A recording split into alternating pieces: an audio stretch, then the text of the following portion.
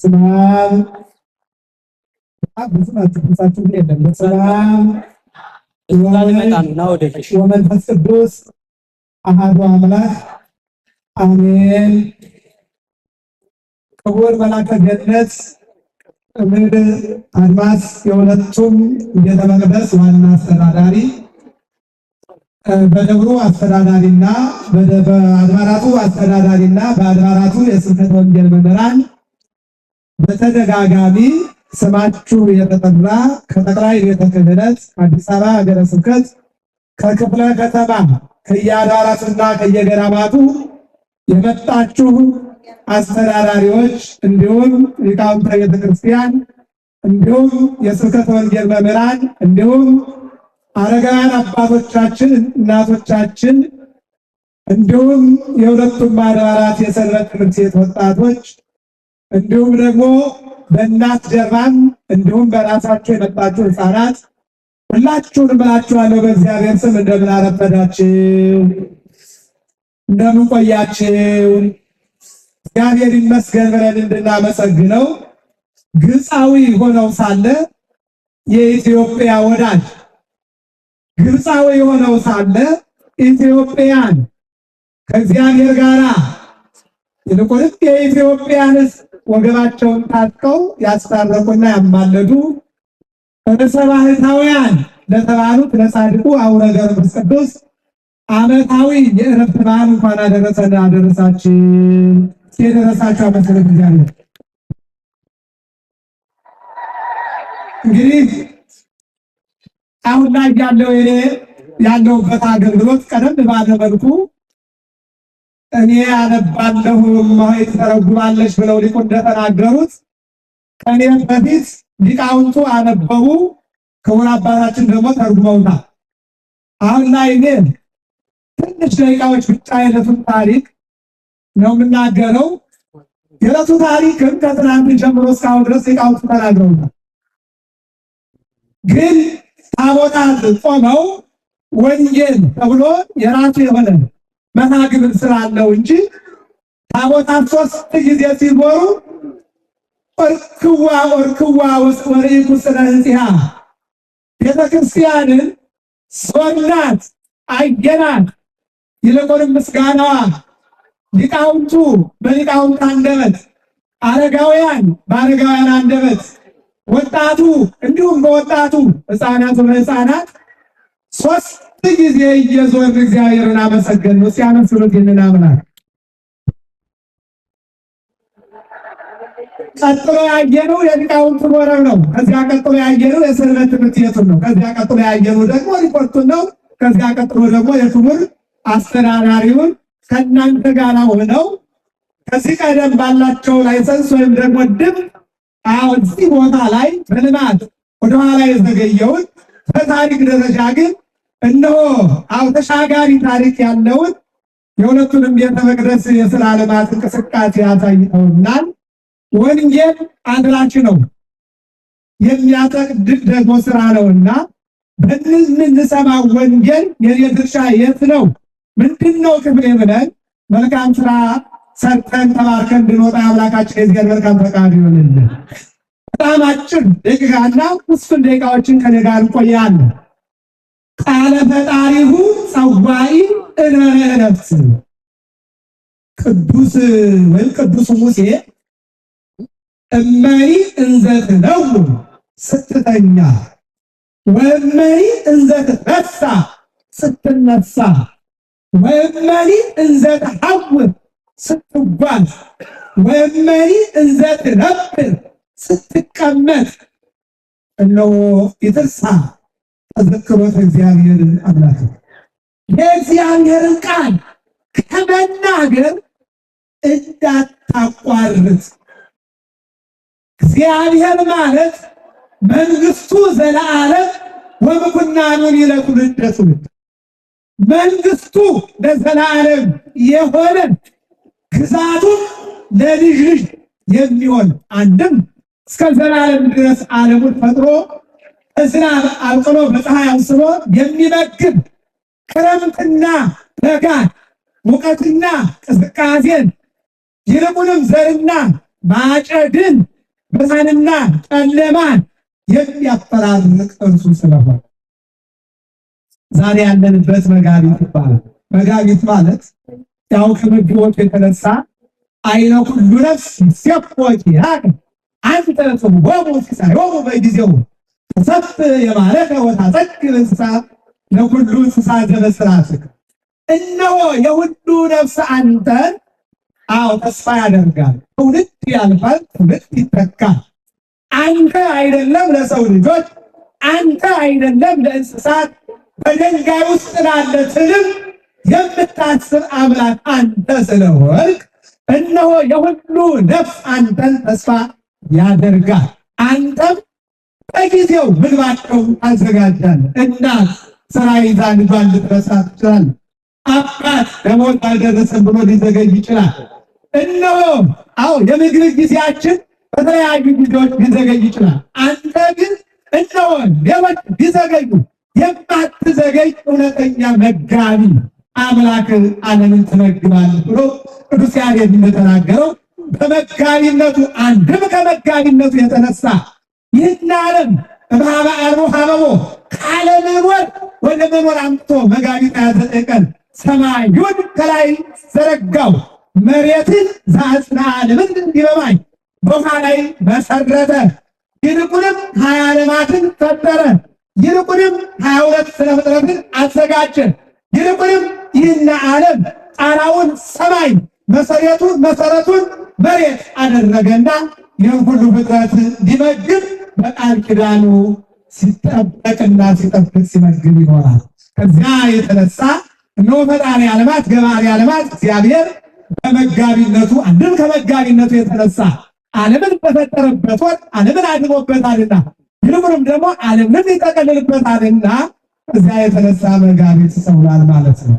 ይልቁንም ደግሞ ቅዱስ ያሬድ ከመስከረም 26 እስከ ታኅሳስ 25 ያለውን ጸደይ ብሎ ከመወት መጸው ብሎ ከዚያ ቀጥሎ ያለውን ደግሞ ከታኅሳስ 26 እስከ መጋቢት እስከ ዛሬዋ ማለት ነው 25 ያለውን ደግሞ ሀጋይ ረብ ወይም ደግሞ ሀጋይ ማደ ከሚለው ልሳነ ግዕዝ የተገኘ የከረመ የባቸውን እንድንመገብበትና እግዚአብሔር ደግሞ አራቱን ክፍላን የሚያከፋፍልበትና ይልቁንም ደግሞ የሚጠብቅበት ስለሆነ በዚህ በመጋቢት ወር የታላቁ ጻድቅ የአቡነ ገብረ መንፈስ ቅዱስ በዓለ ዕረፍት እንድናከብር ያገናኘንን አምላክ ሲያመስሉት እግዚአብሔር ይመስገን።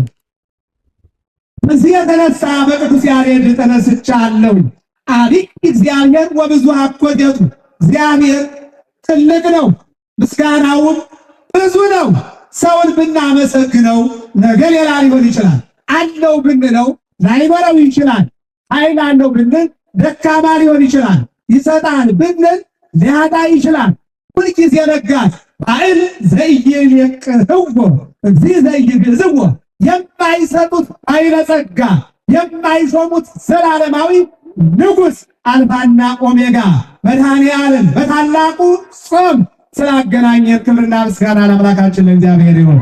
በታላቁ ጾም ሰወለደ ብለን መወለዱን ቅድስት ብለን የጾምን ቅድስትነት፣ ምኩራብ ብለን የመቅደሱን ታላቅነት፣ መጻጉዕ ብለን የበሽተኞችን ሳምንት እንድናስብ አድርጎ ዛሬ ላይ ደግሞ እነሆ በደብረ ዘይት ዚያ በተራራው ላይ ቅድም ይህን ይይዛሉ ይህን ያለማሉ ለተባሉት ብቻ ሳይሆን እነሆ ዘህቡ ሳይነገርላቸው ወዘክሱት እየተነገረላቸው እንደገና ደግሞ በህሊናቸው የሚሰጡ ኦርቶዶክሳውያን የእግዚአብሔር ልጆችን አመያ ቀውም አባጋ በማሩ ዋጣሪ በጸጋሙ እንዲህ በጎ የሰሩትን የልማት ክብር የሆኑትን በቀኝ ሊያቆማቸው እንዲሁም ደግሞ ከራሳቸው ጋር የኖሩ እግዚአብሔርን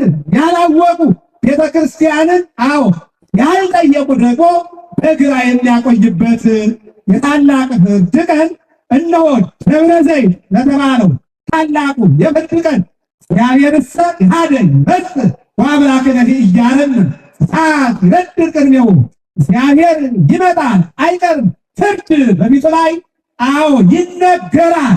ሁሩ እምኔ እናንተ ሂዱ፣ አዎ ባው እናንተ ደግሞ ወደ መንግሥተ እግዚአብሔር ግቡ ወደሚልበት ቀን ያደረሰና አምላክ ክብርና ምስጋና ለአምላካችን እግዚአብሔር ይሁን። እንግዲህ ልጅ ቢሮጥ አባቱን አይቀድምምና ቅድሚያ የኢየሱስ ክርስቶስ የአምላካችን አብይ ጾምን በአጭር ነገር ማየት ስላለብን ነው። አሁን የዕለቱን ታሪክ አጭር ነገር ተናግሬ ደህና ዋሉ እላችኋለሁ። እግዚአብሔር ከሁላችን ጋር ይሁን። እንኳን አደረሳችሁ፣ እንኳን አደረሳችሁ። ለደብረ ዘይትም ለጻድቁ አባት ማመስሉት እግዚአብሔር ነው። ከዚህ በኋላ ለትንሽ ደቂቃ ዝም ብላችሁ አድምጡ። ሲውላችሁም ተናገሩ፣ የፈጣሪውን በሉ ተናገሩ፣ የፈጣሪውን ቃል እስኪሞት ድረስ እስኪያርፍ ድረስ ሲጠራ የኖረ ጻድቅ። ጻድቅ ማለት እውነተኛ ማለት ነው። እውነተኛ ማለት ነው። እውነተኛ የሚባሉ ሰዎች ሕገ እግዚአብሔርን የጠበቁ አባቶች ናቸው። ሕገ እግዚአብሔር አማኝ፣ ታማኝ፣ አሳማኝ ለሕገ እግዚአብሔር ሕገ እግዚአብሔርን አማኝ ለሕጉ ታማኝ ሕጉን አሳማኝ የሆኑ አባቶቻችን በብሉይ ኪዳንም በአዲስ ኪዳንም አሁን ባለንበትም ጻድቃን ይባላል። ጻድቅ ማለት እውነተኛ ስለሆነ፣ እውነተኛ ማለት የሚሰራውን የሚያደርገውን የሚከናወንለትን አዎ በሰዎች ዘንድ ተወዳጅ የሚሆነውን ከእግዚአብሔር ጋር የሚያገናኘውን ይልቁንም መኖር ከእግዚአብሔር ጋር መሄድን ወደ እግዚአብሔር እንደሆነ የሚያውቁ ሁሉ ጻድቅ ይባላል። እስመ ለነ ለኃጥአን ደመ መሐርቅን ወተአቢረ ሰማይ መሐሪ ወለጻድቃንስ። እነሆ ጻድቃንማ አንድም ጻድቃንንስ ከጽድቃቸው የተነሳ ክብራቸዋል። እኛን ኃጢአተኞችን ማረን ይቅር ይበለን። እግዚአብሔር አምላክ ሁላችንን ይቅር ይበለን። አሜን በሉ። ይቅር ይበለን። ስለዚህ ጻድቃን ማለት የማይበድሉ ማለት አይደለም፣ ያላጠፉ ማለት አይደለም። ይበድሉ ወዲያውኑ ንስሐ የሚገቡና የሚመለሱ ማለት። ጻድቃን ማለት አካሄዳቸውን ከእግዚአብሔር ጋር ያደረጉ ማለት ነው። በትንሹ ሄኖክ የተባለው በዘፍጥረት ምዕራፍ 5 ላይ የምናገኘው ታላቅ አባት መጽሐፈ ሄኖክ ምዕራፍ 6 ላይ ተከብደ ሄኖክ ወአልቦ ሳይበላ በተከብደ አካሄዱን ከእግዚአብሔር ጋር አደረገ፣ ሞት ሊያየው አልቻለም፣ ተሰወረ። አካሄዳችን ከእግዚአብሔር ጋር አድርገን ኃጢአት እንዳያየን እግዚአብሔር ይሰውረን። ሌላኛው ኖህ ነው። ኦሪት ዘፍጥረት ምዕራፍ 6 ቁጥር 9 ኖህ አካሄዱን ከእግዚአብሔር ጋር አደረገ፣ እውነተኛ ሰው ሆኖ ተገኘ። እውነተኛ ሆኖ ከእግዚአብሔር ጋር ተጣብቆ ስለተገኘ ከፈላው ውሃ ከመዓቱ አለፈ፣ ዳነ። ሌላው እነሆ አዎ በቤተ ክርስቲያናችን አስተምሮ ጻድቅ ሆኖ የተገኘው እነሆ አዎ ዘካርያስ ነው።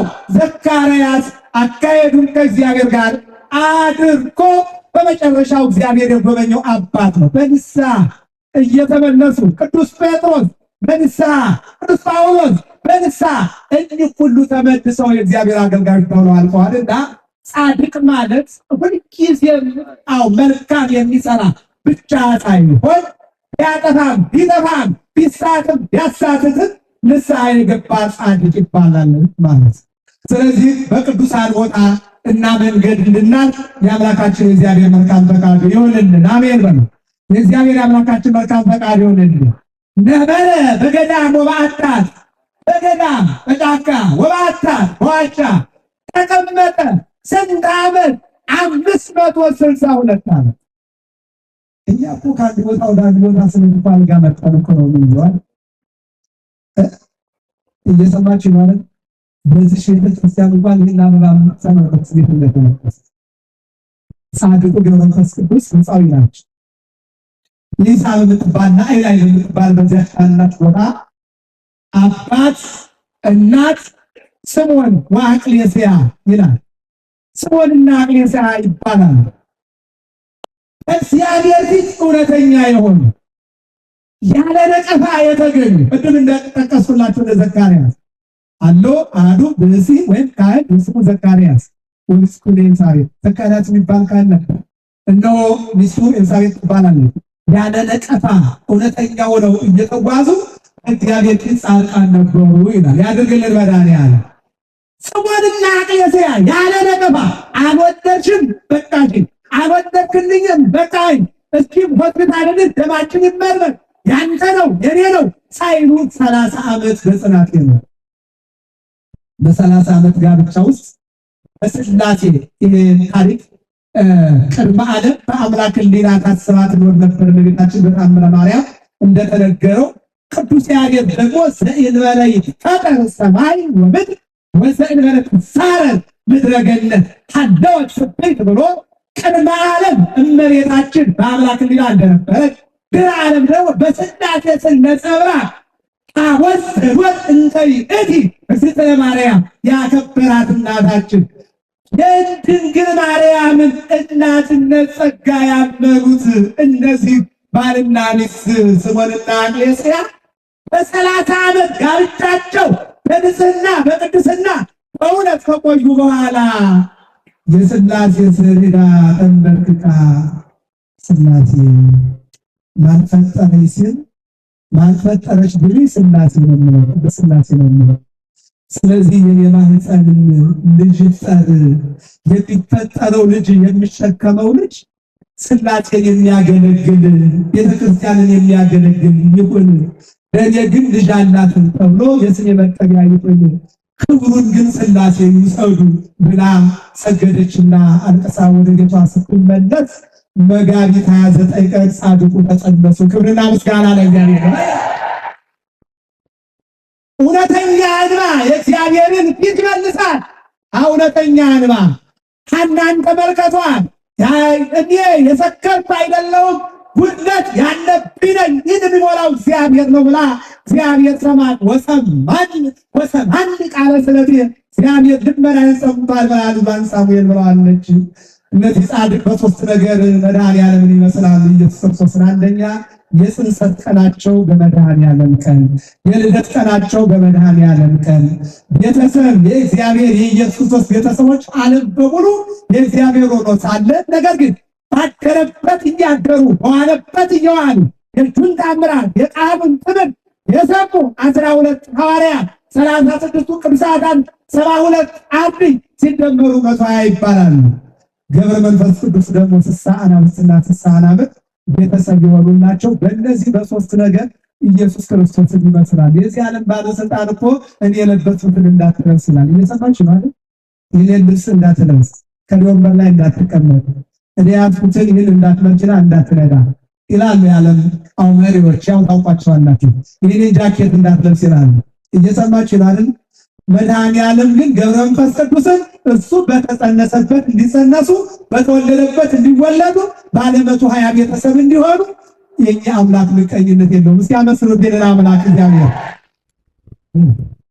አጭሩ ተወለዱ ነው። ከተወለዱ በኋላ በ3 ዓመት ቅዱስ ገብርኤል ነጠቀና ወደ አምላኩ እሱ ደግሞ ኢየሱስ ክርስቶስ እናቴን ሂድና ሰላም በል ድንግል ማርያም እንዲሁም አበውን ከዚያ ወደ ገዳም ከዚያ ወደ ትምህርት። የኛ ልጆች እኮ በ4 ዓመት ነው የትምህርት ተከሉ። ጻድቁ ግን በ3 ዓመት ትምህርት ጀመሩ። ዲቁና አገኙ፣ ቅስና አገኙ፣ ወደ ገዳም ገቡ። 300 ዘመን በግብፅ እነሆ እግዚአብሔርና ሕዝበ እግዚአብሔርን አገናኙ።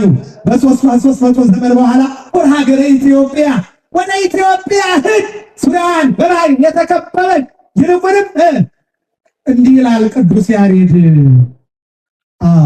ኮከብሩ ዘሰረቀ እምአቅሌስያ ቆሞሙ አለ ለሰብአ ግብፅ ወኢትዮጵያ። እውነተኛው ኮከብ እምኮከብ ይሄይስ ክብሩ ለኮከብ ከሰው ከዕጣን ከክብር ከመልአክ በክብር ይበልጣልና ርዕሰ ባሕታውያን የተባሉት ጻድቅ ለኢትዮጵያ እነሆ አስተማሪ እንዲሆኑ በዘመነ ቅዱስ ላሊበላ ወደ ኢትዮጵያ መጡ። አሸተን እነሆ ቅዱስ ላሊበላ ላስታ እዚያ ቦታ ላይ ሲመጡ የኢትዮጵያው ንጉሥ ከመቀመጫቸው ብድግ ብለው ለጻድቁ ለመነኩሴው መቁጠሪያ ቆብ መስቀል ለያዙት ከመቀመጫው ብሎ ነው አባቴን የምታዘዙ የክብር ዛሬ ቆይቶስ ጨርሰ ካህን እኮ ስታዩ እኮ መንገድ ትሰብራላችሁ። ቆብና ቀሚስ ስታዩ እኮ ታተገትላላችሁ። እዚህ ውስጥ ያላችሁ ስላታደርጉ ትችላላችሁ። ግን እኮ ወዳጆች አንድ አባት ሁለት ልጆች ነበሯቸውና አንዱ ልጅ ትልቁ የዋህ ነው፣ ትንሹ ግልጽ ነውና ንጽሕናቸውን ሊሞቱ ሲሉ ለብልጡ ለትንሹ ሰጡትና ሞቱ። ትልቅየው የትንሽ ወንድሙ እንደ ያዕቆብና እንደ ኤሳው ማለት ነው ምን ሆነ? ወታደር ሆነ፣ ጠባቂ ሆነ። አንድ ቀን በአስፋልት ወይም በጫካ አልፈው ሲሄዱ ባህታዊ ከጫካ ወጡና መስቀል የያዙ አዋርየ ቡትት ነገር የለበሱ ነገር ውስጣቸው ወጭ ሆኑ። ሲያይ ንጉሥ ወረደና ዝቅ ብሎ ተንበርክኮ ከዚያ ባህታዊ ተሳለ። ትልቅ ወንድምየው አፈረፈ። ሲያጫውተው ሲያናግረው የነበረ ቤት እስከሚደርሱ ዘጋው። ወንድም የምነው ስታዋራይ ስታነጋግር የነበረ ከትንሽ ደቂቃዎች በኋላ እንደ አባት አግኝቼ ከተሳለምኩ በኋላ ዘጋኸኝ። ምን ነው አለ። የአባቴን ልብስ እናዋርዳለ። ምን ነው? አሮጌ ልብስ ስለለበሰ ወገቡ ላይ ሰንሰለት ለታጠቀ ዙሪያውን የማይታወቅ ነገር ላንጠለጠለ ከበቅሎ የአባት ያከበረውን ፈረስና ኮርቻ አዋርዳለ ነው። እሺ ሁለት ሰዓት አምጥልኛል። አንዱ አሮጌ ነው፣ አንዱ አዲስ። እሱን በወልበልና ቀይተት መጣል ስጠራለ ሄደ። አሮጌው ሳጥን ላይ ወርቅ ሙሉ አደረገ፣ አዲሱ ሳጥን ላይ አመድ አደረገ። አሁን ወንድሜን ጥሩልኝ አለ። ወንድሙ መጣ፣ ፊት ለፊት ቆመ። የአባቴ ልጅ እናቴ ነው። አባቴ ለእኔ ስለሰጠ እንጂ ስለበለጥኩ አይደለም፣ የአባቱን ዛዜ ስለሆነ ነው። ለወንድሜ ለእናቴ ልጅ አባቴ ልጅ ስጦታ ልሸልመን ነውና እነሆ ከሁለቱ ሳጥን አንደኛውን መረጣ ነው። መጀመሪያ የተቀመጠውን ባልነግራችሁ ኑሮ አሮጌው ጥሩ ነበር። አሁን ግን ስለነገርኳችሁ ጊዜ እንደመጠበቅ ብዬ ታውቁታላችሁ። የትኛውን ሳጥን እንደምትመጡ እየሰማችሁ ነው አይደል? ታውቁታላችሁ። ባልነግራችሁ ኑሮ አታውቁት ነበር። ግን አሁን ስለሰማችሁ ወንድምዬ የትኛውን ሳጥን ነው የሚያነሳው? እስኪ ንገሩኝ፣ ንገሩኝ። የትኛውን ነው? አዲሱ ነው አይደል? እውነት ነው። አዲሱን ሳጥን ብድግ አደረገና ይሄ ነው ወንድሜ ካንተ የምትሸለመው አለ። ሲከፈት ሆነ ሲከፈት ሆነ አሮጌውን አምጡልኝ አለ። ሲከፈት ሆነ እነዚህ አባት አያቸው፣ እኔ ነጭ ነው የለበስኩት፣ ውስጥ ኃጢአት የተሞላ አመድ ነው። እነዚህ አባት ግን በአሮጌ ልብስ ቢሸፈኑ ወርቅ ናቸው፣ የመንግስተ ሰማያት እነሆ ቁልፍ ይዘዋል አለ። እስኪ አመስግኑት እግዚአብሔር ይመስገን። ስለዚህ ወዳጆቼ አባቶቻችን የምታዋቸው በፈረጅያ በቀሚስ በውስጣቸው ያለውን ሊቅነትና እውቀትና አይምሮ በውስጣቸው ያለውን ሀገር ወዳድነትና ሃይማኖት ወዳድነት ይልቁንም ጸሎትና የቤተክርስቲያኗ ከሃይማኖት ትምህርት እስከ ፍልስፍና ዓለም የተማሩ አባቶች ናቸው። ይህ ትውልድ አባቶችን የሚያከብር ጸጋ እንዲያድል የአምላካችን የእግዚአብሔር መልካም ፈቃድ ይሆንልን። ጻድቁን እነሆ ቅዱስ ላሊበላ ተቀበለና ዝቋላ አምጥቶ ወደ መናገሻው ተመለሰ። ጻድቁ 100 ዘመን በዚያ በዝቋላ ቆዩ። 100 ዘመን ከቆዩ በኋላ ኢትዮጵያን አይደለም ዓለምን እነሆ አስምረው ቃል ኪዳን ተቀብለው ወጡ። ሲያበስሯቸው ለዚህ ይጻል ቀጠሉ። ወደ ምድረ ከብት 7 ዓመት ተንጠልጥለው ጸለዩ። ሰይጣን በወፍ ተመሰለ መጣና ውሃ ጠማኝ አላቸው። አንድ ፍንጃል የማይሞላ አይን ምን ያደርግልሃል? አያጠግብም እንጂ ከረካህማ ጠጣው ብለው ለሰይጣን አይናቸውን የገበሩ ቢገብሩ ቅዱስ ሚካኤልና ቅዱስ ገብርኤል ድንግል ማርያም አይናቸውን መልሳለች። እንዲያመስሉት እግዚአብሔርን ይመለስ ከዛ ቀጥለው ጻድቁ እንደገና ደግሞ በራሳቸው ተዘዝቀው የጸለዩና ብዙ ያደረጉ ናቸው። ከዚህ በላይ ግን እነሆ እንደ ኤልያስ የእሳት ሰረገላ ይልቁንም ደግሞ ወዲያና ወዲህ የሚሸጋገሩበትን መሳሪያ እግዚአብሔር አሁን ስላወቁራንና ስለምን የማወራበት ጊዜ የለኝም። ባጭሩ ግን አንተ ብርሃን፣ ይልቁንም ደግሞ መመላለሻ፣ ይልቁንም ደግሞ ደመና፣ ይልቁንም ደግሞ ልዩ የሆነ ጸጋ ሰጥቷቸው ይላል። በዛሬው ዕለት የዕረፍት ቀናቸው ሲደርስ የምጠይቀኝ ነገር ካለ ጠይቀኝ አለና በፊቱ አቆማቸው ይላል። በፊቱ ያቆመና መልአክ ሲያበስሉት በዳዳና የጣደችውን እንጀራ ሳታወጣ የምትሰማውን ፈትል ሳትጨርስ የዘራውን ሳያለብስ የሚሄድ ገበሬ የለምና ነበረ በገዳም ወበአጣት እነሆ በዋሻ እነሆ በገዳም ተቀመጠ። እነሆ ረሃቡን ዘይሄግዝ ጽማ ወረሃብ ረሃቡንም ጽሙንም ሕይወት ገብረ ሕይወት የተባለው ጻድቅ እየታገሰ ጸንቶ በጫካ በበረሃ ይልቁንም በዋሻ 562 ዓመት ኖረ። ልብሱም እነሆ የእንስሳትና የአራዊት ልብስ ነበረ። ይቀጥልና እንዘ ይገሰጹ ሎቱ ግሩማን አናብስት ወአናብርት አዎ አንበሳ በጉልበቱ ነብር በቁጣው የሚታወቁ አራዊት ይልቁንም 120 አውሬ ያሳደግከውን ውሻ መያዝ አቅቶሃል። እንኳንስ ነብር ዛሬ ቋንቋ ነብር ሆኖብናል። ተላላ ነብር ሆኖብናል። ስልጣን አንበሳ ሆኗል። ሁሉም ነገር መንገድ እየለቀቀ ይመስላልና የኛ አባቶች አንበሳና ነብር ወገን ያደረጉ ነው። እኛ ግን አሁን ወገናችን ገንዘብና ስልጣን ሀብት እየሆነ ነውና ወደ ትናንት ልንላቸው እግዚአብሔር ይመልስ። አሜን ነው። እግዚአብሔር ይመልስ። ያሳደጉትን ግልገል አናሳደድም ብለው የፋሲካ ይህን ሽጠን አቶ ካሌ ሌላ ገዝተን የሚሉ እናቶች ባሉባት ሀገር ዛሬ ወንዝ የተሻገረ ደንበር የደፈረ የለም። እየተበላላን ነው። እናቶቻችን ኢትዮጵያንና ሕዝቧን እግዚአብሔር ይማርልን። አሜን በሉ። እንዘ ይገሰጹ ሎቱ አዎ ግሩማን አናብስት ወአናብርት እነዚህ 120 ቤተሰቦች እየታዘዙለት ገብረ መንፈስ ቅዱስ እነሆ ወደ ኢትዮጵያ መጥቶ በዝቋላ በምድረ ከብድ ኖረ ካለ በኋላ ቃለ ፈጣሪው ጸዋይ ይልበለ ዕረፍት ሰይሴው ወደሞ ሲዳችሁ ከፍ አድርጉት ይለቃል።